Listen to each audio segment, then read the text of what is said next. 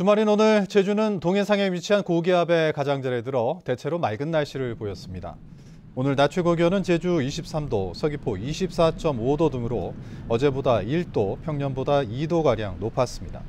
휴일인 내일은 대체로 흐리지만 아침 최저 기온이 18도에서 19도, 낮 최고 기온은 23도에서 25도로 오늘과 비슷한 따뜻한 가을 날씨가 이어지겠습니다. 제주에서는 어제 하루 코로나19 신규 확진자가 191명 발생했고 오늘은 오후 5시까지 126명이 확진 판정을 받았습니다. 최근 일주일간 확진자는 1,100여 명으로 전주보다 97명이 줄었습니다. 현재 격리 치료 중인 확진자는 1,050여 명이고 위중증 환자는 없습니다.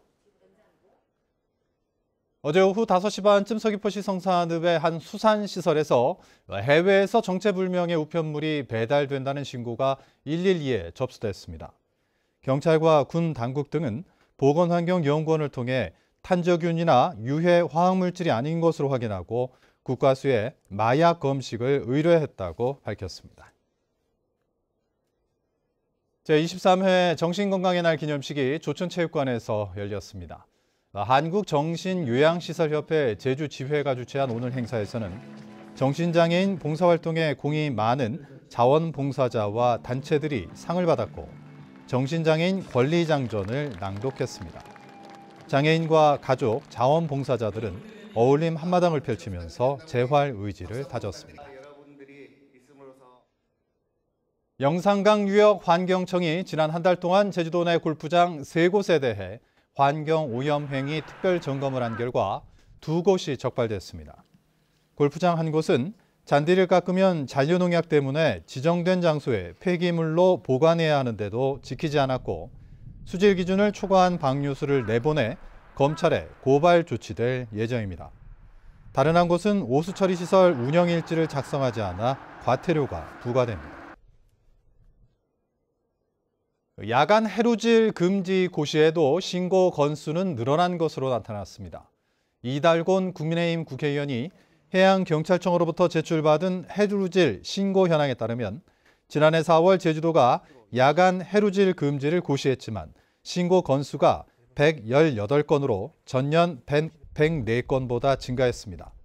제주도는 고시 내용을 모르는 개별 관광객들이 야간에 숙소 주변 바다에서 수산물을 채취하는 것으로 보고 대책을 마련할 계획이라고 밝혔습니다.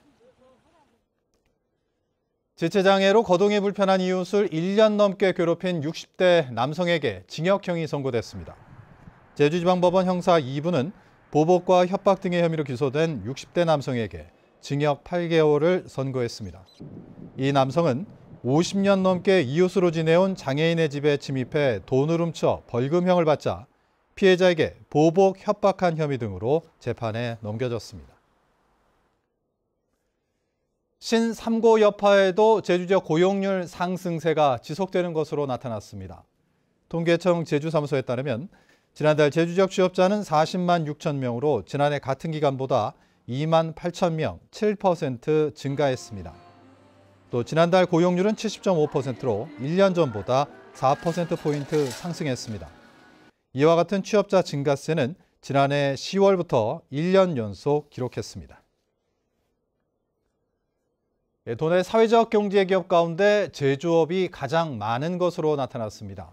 제주도에 따르면 도내 사회적 경제 기업 600여 곳 가운데 제조업이 94곳으로 14.7%를 차지하며 가장 많았고 도 소매업과 교육 서비스업이 그 뒤를 이었다고 밝혔습니다.